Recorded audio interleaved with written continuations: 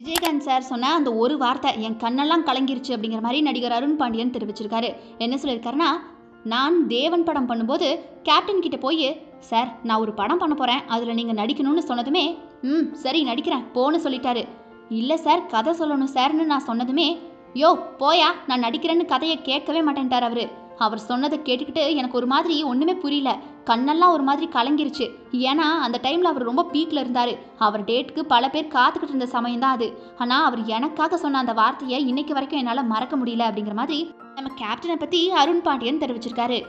இதற்கு நிறைய positive comment இருந்தாலும் கூட சில கமெண்ட்ஸில் இருந்தாலும் இப்படிப்பட்ட மனுஷனை விட்டுட்டு போயிட்டியா, அவருக்கு போய் துரோகம் பண்ணிட்டியே அப்படிங்கிற லெவலுக்கு கிரிட்டிசிசமான கமெண்ட்ஸ் கூட நம்மளால் பார்க்க முடியுது. ஸோ மக்களாகிய உங்களுடைய கருத்துக்கள் என்ன? எனக்கு துரோகம் செஞ்சவங்க கூட நான் நல்லதா செஞ்சிருக்கேன்.